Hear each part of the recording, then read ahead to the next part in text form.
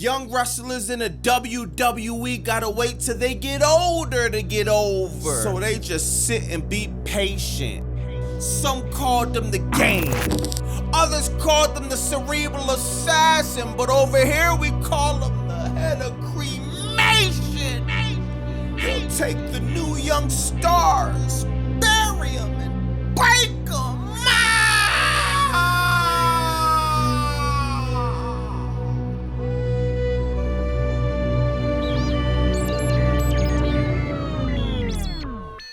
Well, we all knew this conversation was gonna happen, y'all, talking about how bad WWE is creating new stars. Dog, how long are we gonna depend on old timers? Oh, CM Punk's back. Kevin Owens is here. Randy Orton is returning. All for a reaction that's worth the price of, I don't know, a cap gun?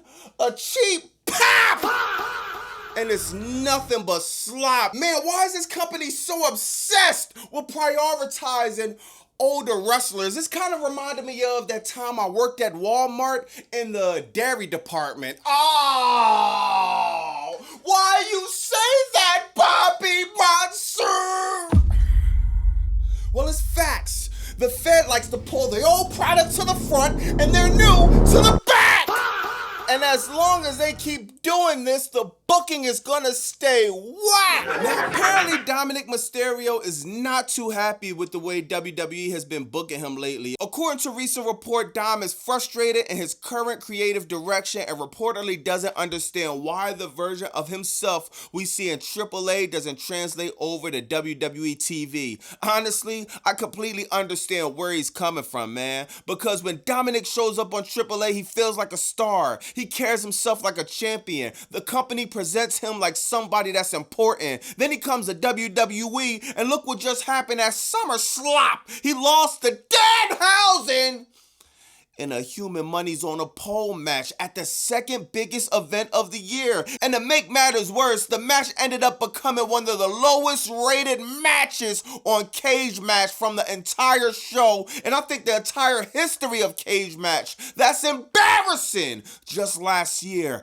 Dominik was wrestling John Cena for the Intercontinental Championship. I said this like 1,000 times. WWE had him standing across the ring from one of the biggest names in wrestling history. Fast forward 1 year, we did all of that for him to lose to a comedy gimmick over fake money? How does this make any sense? And this isn't the first time Dominik hinted at his frustration. Earlier this year, he said that WWE had lightning in a bottle with him, but they didn't know what to do with it. He even pointed out that he recently beaten Cena, AJ Styles, Rey Mysterio, Damian Priest, and basically asking, what more do I have to do? So if this report is true, maybe his frustration has been building for a long time, because from the outside looking in, it feels like WWE has no clue on what to do with Dominik Mysterio right now. Paul Levesque was just at that stupid press conference telling everybody, if you want Mania opportunities, you gotta get crowd reactions or whatever crap he said. But look at Dominik, man. He has some of the loudest crowd reactions we ever heard. This dude was getting booed out the building.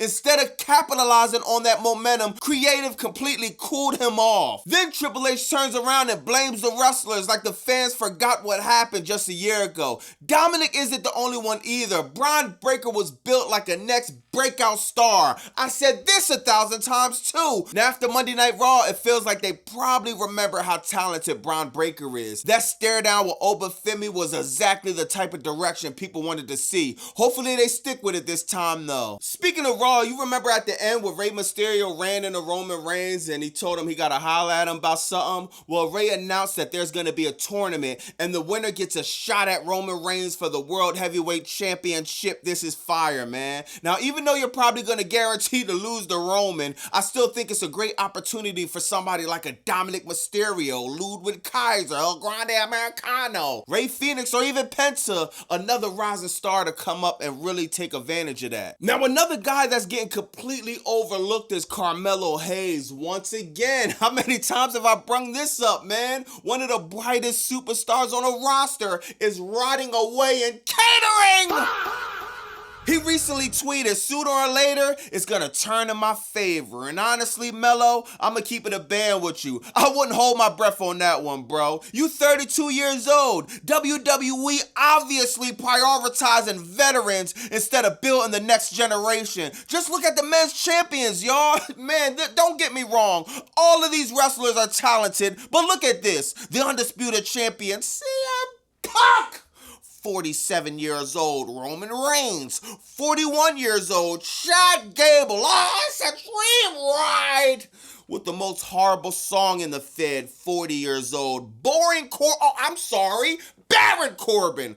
41 years old. Now you got the World Tag Team Champions, Braun Breaker, Austin Theory, 28, 29. Okay, that's not too bad at all. But then you got the other Tag Team Champions who are 43 and 54.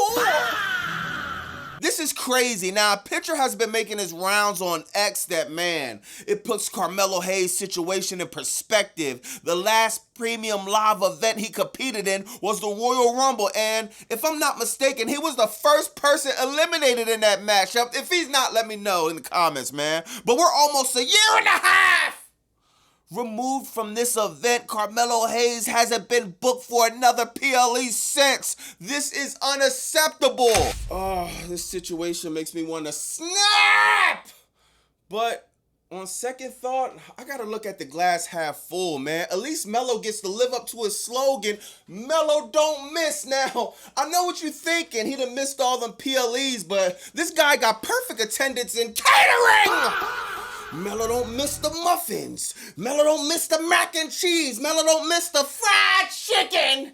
And whatever crap they selling back there, man. It's about to be football season, right? Triple H is booking like he dug a grave and filled it with Dallas Cowboy helmets. It's scary. I mean, look all the stars this guy done buried.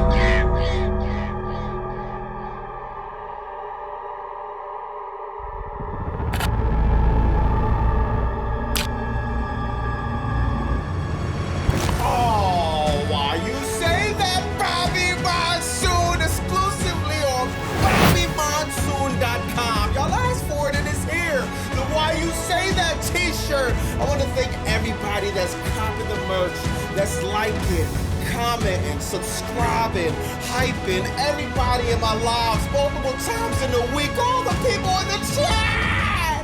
I want to thank everybody, man. Y'all really helped the channel grow. Thank you from the bottom of my heart. BobbyMonsoon.com. And why you say that shirt now? Back to the content. Dynamite started off with... It don't matter what Dynamite started off with. The Triple B's back!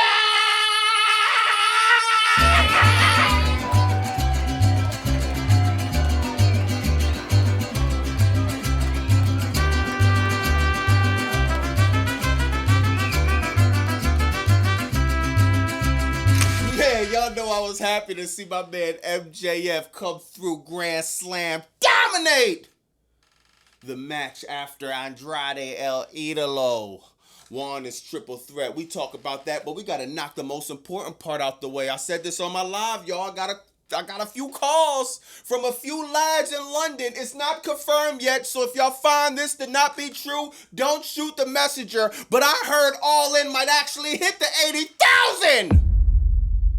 Because MJF finally is back. Oh my God, this is crazy, man. Y'all know it's a little bit different with MJF in the building. The promo he cut it from his gut with vitriol, man. Well, let me move back a little bit. I'm getting too ahead of myself, right? So you had a triple threat match. You had Commander, you had Tommaso Ciampa actually paying homage to Mr. MJF with the American flag on his back. He had the American flag trunks in Mexico. It was fire, man.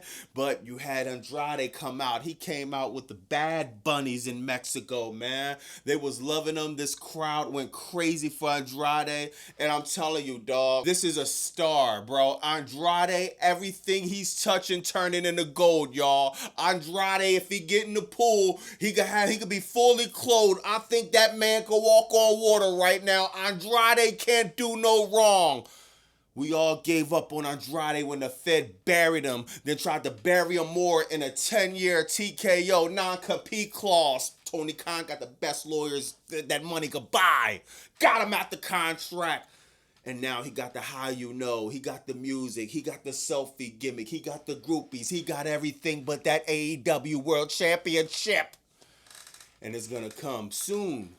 Right now, he's holding down the national title. Great triple threat match. Andrade was obviously winning. Now, Andrade will be in the gauntlet match. I think he's number 1 in the gauntlet match, right? And after the match, he's all celebrating. MJF come out, snuff Andrade. Get some color on him. Cut him up a little bit. Let him know, don't you ever put your dirty, dusty hands on the Triple B. Don't you ever put your dirty, dusty hands on the Dynamite Diamond Ring. Is you crazy or not? He beat the living crap out of Andrade in front of his family and friends. Grabbed the mic, cut a promo right in the middle of Mexico. He about to fade with fans and yo, this was fire! AEW needs a heel like MJF, man. He's cutting these promos. It's from the gut. He's disrespecting Mexico. Did you hear the crowd when he came out? Did you hear that energy that got his... Come on, stop it. Him and Andrade will put on a classic now. Let me know in the comments because I'm jumping into the video, but I think I might be mistaken. Is MJF in the gauntlet match at All In, or is MJF facing Andrade at All In? Because I got to figure that out because there's 2 ways how I feel about this. And I don't think it was too clear. I was just so excited. I was popping bottles when MJF came out. Maybe I missed something. But bro... If Andrade's facing MJF because he cut a promo and he let people know, nah, the Triple B is the real championship. So shout out to Anthony King Katana because they was the first one that kind of put me on this. Basically, CM Punk did this, right? CM Punk did this back in the day. I wasn't watching AEW, but I guess he got hurt, broke his foot, whatever happened. Then he claimed that the X with the championship was the real championship. Now it seems like they're running the gimmick back. So now the Triple B is the real championship. And I'm thinking Andrade versus MJF is going to be at All In. But other people are telling me that MJF is going to be in a gauntlet match now. If Andrade versus MJF at All In, I go for it all day. Y'all know how much I love MJF, but if I got the pen, Andrade going over, the momentum is just there. The trajectory is just there. You cannot let your foot off the gas when booking Andrade. Not even a little bit, bro. I'll have MJF give Andrade the rub in London to have him keep climbing to the top to one day get the title. MJF, a loss isn't going to hurt him at All In, man. But now... if MJF is in the gauntlet match, I'm not gonna lie, chat. I know I'm not saying every single solitary thing is great in AEW and the sickles don't want to hear it. But if he's in a gauntlet match, I'm not feeling that like that, bro. We're talking about MJF. Bro, MJF has to give the rub to somebody. You cannot have a guy this level of talent in a gauntlet match at the biggest show. It doesn't make sense, especially after you done it last year. MJF is supposed to be facing Andrade one-on-one. I can't even think of anybody else. I don't even want to hear about no main event because I'm over it. I don't even want to see MJF anywhere close to the main event at this point, bro. I'm over it. Either have MJF versus Andrade, having him in a gauntlet match makes absolutely no sense. I don't care what nobody say. And I wish I would have knew that because we would have been arguing in my live last night, but I'll catch a lot of y'all AEW dudes after Crackdown because we're going to talk about that if that's the case. But I don't know. We'll see. Now, the first match that actually happened was the Death Riders going over the Bucks and Cage and Cope. This was just a fun match to start off Grand Slam. You actually had a little botch between Adam Copeland. I don't even call it a botch like that. I think Adam Copeland was having fun. Him and somebody else, I forgot who it was, but him and somebody else was trying to do the 619 to, was it John Moxley or somebody, man? And Adam Copeland actually fell. That was a kind of funny spot, man. But it was a little miscommunication between the Bucks and Adam Copeland, Christian Cage. I guess they're going to keep building on that feud at All In. To be honest, they don't have to do much to build on that feud. I still want some storyline. I still want some creative. Don't get lazy on me, but the story's already told, man. Young Bucks, one of the greatest tag teams, if not the greatest tag team right now. Cage and Cope, one of the greatest tag teams of all time. The story tells itself. Next, you got the Brawling Birds, Willow Nightingale going over Divine Dominion and Mercedes Moné. They're basically telling this story of, Moné's mad because Willow keeps getting over on her. It's just like, I'm not gonna lie, I'm still kind of tight about Tekla, y'all. I want to know what's up with Tekla. Now, I got some good news. Shout out my man Chris Collins. He let me know. I think Tekla's agent or manager is somebody that's very close connected with Kenny Omega and other stars in AEW. With that being said, if we could get Kairi Sane versus Tekla, and Kairi Sane could bring this whole Stardom storyline into what's Tekla doing, I think it'd be fire. The only thing, Tony, is we got 25 days, sir. We got 3 weeks, a little bit over, until All In. We don't got too much time to be, playing around. Let's get Kairi Sane out that 10-year non-compete clause contract TKO is giving out. Let's get her in All In. Let's put her in. Have something for Tekla.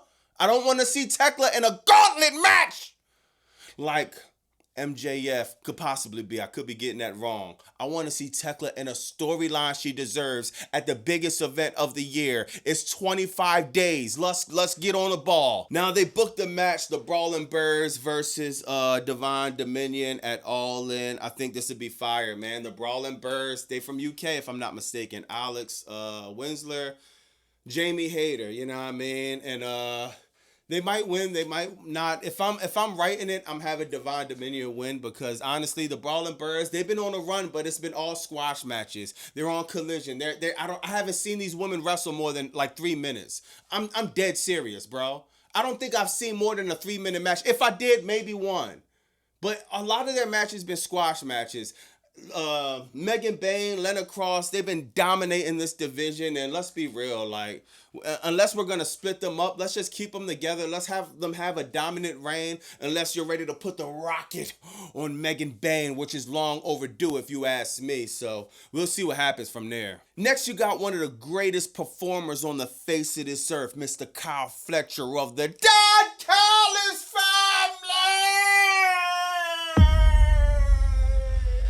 Oh my God. Kyle Fletcher, Speedball, Mike Bailey, classic. Oh man, and I'm gonna tell you, we wasn't expecting nothing less. After they matched on C2, which was, people were saying that was the match of the year last year. I'm not sure about that. It's so hard to figure out match of the year in AEW. It's just like a bunch of them. But that was definitely a contender, and they lived up to it again. Speedball, I put out a tweet. That was cute, Speedball. That was good. And I kind of downplayed it, but I'm gonna be real, man. Speedball put up a hell of a fight, bro. Had me scared, man. 2 or 3 times.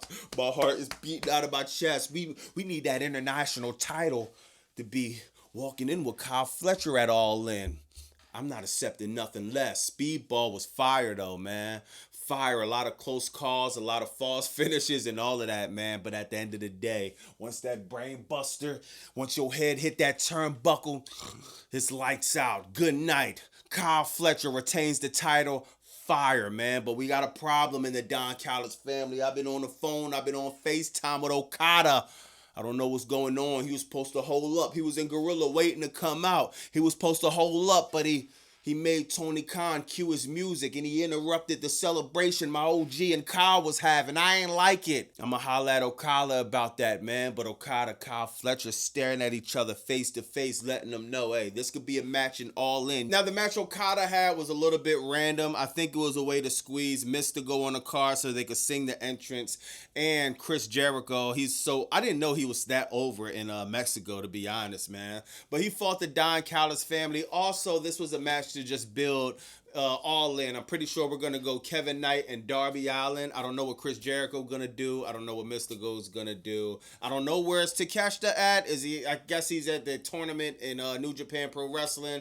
Gabe Kidd is over there. I heard he had a fire match I got to check out, man. But this was just kind of a fun match, man. Darby Allin and Kevin Knight, they're going to cook it All In. Hey, Tony, can we get a stipulation for Kevin Knight and Darby Allin? You know, Darby Allin don't mind no stipulation. He don't mind going through no fire tables. We need to spice All In up a little bit. I know the card is far from done. You know, Tony Khan, he's going to put 20 matches on the card. I'm not complaining. I know the card is far from done, but we need to get some hardcore matches in there. I want to see Darby Allin, Kevin Knight, and some type of crazy match. I don't know, man. Next you got Persephone, the queen of CMLL, going over a Chris Statlander, Stat Daddy, man. This was hard too, man. You had Sheeta come out there with the kendo stick, try to interfere in the match. I feel like somebody else interfered too. I can't really remember, but Persephone wins. Persephone's a great talent, man, and I'm really wondering what's gonna happen with Statlander though. Put him in the let me know what's in the comments. Somebody in my live yesterday, they came up with a great idea of Statlander and Bayley. But Bayley's still in contract with the Fed. Then she has to wait 90 days, probably even more.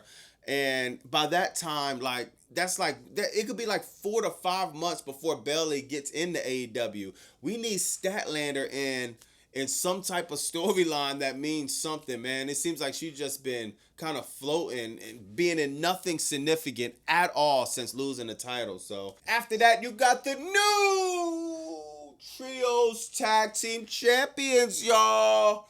Brodito, Hangman Adam Page. I was surprised, dog. There was a lot of people that saying they did not like this decision, man. They wanted to demand a return. They wanted to demand a retain. They felt like GOA and Ricochet had a lot more ground to cover with those trio tag team championships. Now, y'all know I love the demand. I love Ricochet, man. One of my favorite wrestlers, bro. But I feel like Tony Khan got something cooking up for Ricochet as far as singles competition. As far as GOA, we can still do the demand thing, but you know the tag team scene is about to be looking crazy. You got the Motor City Machine Guns. You got the New Day coming over there. You got Cage and Cope still. You got the Young Bucks. You also got Willa Yuta, Daniel Garcia. You got a lot of tag teams, and I'm missing a lot, bro. You got a lot of tag teams, the Rascals. You got a lot of tag teams that's formidable opponents, man. So I'm not mad if GOA starts going into the tag team realm a little bit while Ricochet gets in some storyline. Maybe he want that Continental. Maybe he want that International All In coming up. Ooh, we gotta have my man in there, man. I'm gonna just be patient and see. Because normally I would be mad at this decision, because we gotta put some respect on the trio titles. But since I've been watching AEW, the trio titles been like random stuff always happened with them, man. You got the joint, what random that happened? Hangman and Jet Speed winning them and just stupid stuff like that. But I ain't gonna lie, I just came to accept it with the trio tag title, so I'm not really tripping like that. I don't really think it's a factor, to be honest. Last match, you got Ospreay digging in that bag. Digging in that bag old John Moxley taught him about. Dunkzilla. I'm calling it right now. 24 months, Dunkzilla will be world champion. I'm calling it right now. 24 months from now. I know it seems like a long time, but it takes time to build stars. The line is long in AEW as far as to the talent pool. 24 months. Dunkzilla will have an AEW World Heavyweight Championship around his waist. Fire, bro. It's something about Dunkzilla that's just so believable, man. He could sell. He could work. He's big. He's athletic, bro. He got the music. Yo, oh my God, dog. I'm becoming a fan more and more and more of this guy. I was front row. I seen him work, bro. I think I was there when, didn't Ospreay and Dunkzilla fight at the end of Dynamite in Philly? I gotta check my pictures, but if I'm not mistaken, I think I was there then. If it's not him, he fought somebody, bro. But I seen Dunkzilla work, like, in person, bro. Bro's a beast, man. Will Ospreay, he's getting in that different bag, man. He took the barbed wire around he wrapped it around Dunkzilla. Bro, hit him with the hidden blade. Ugh. 1, 2, 3, solidified the job. Ospreay, he wasn't holding back too, man. He grabbed Dunkzilla's sack, and I mean that was kind of crazy, to be honest, Ospreay. But you got to do what you got to do to win. You got to do what you got to do to win. They had another crazy spot. They was on top of the steps. Dunkzilla hit him with the board. Boom! Will Ospreay wound up rolling down the steps like a sack of sand, dog. This is crazy, man. They had a fire match, man. We had barbed wire, steel chairs. God, I forgot whatever else they had. Oh, forks. He grabbed a fork, trying to bust them open. Great job from Dunkzilla. Great job from Ospreay. This the Ospreay I want to see. The Kenny Omega, the cleaner, the one that slapping Ospreay up, hit him with the one winged angel at the end of Don. That's the Kenny Omega I want to see. As long as we got some vitriol, as long as we're acting like the most prestigious prize in AEW's on the line, come all in, I'm not complaining. When we're acting like doing the brother, Goku, Vegeta, best friends forever, I'm sick of it. I'm happy with the direction we're going in All In. Would I would have changed the direction? Absolutely. But I'm not trying to sweep the milk back up in the carton. We're here, bro. And I'm not mad at it. I'm not mad at it. Grand Slam was worth every bit of $50. He could have charged us for the $50 for that, and I don't think too many people would be complaining. You know what I mean? That's just me, though. Grand Slam is what Redemption should have been. Shout out to whoever said that. Y'all know who said it. My bad. My memory's not the best. But let me know in the comments what you think about that. Let's go. This is the energy I want.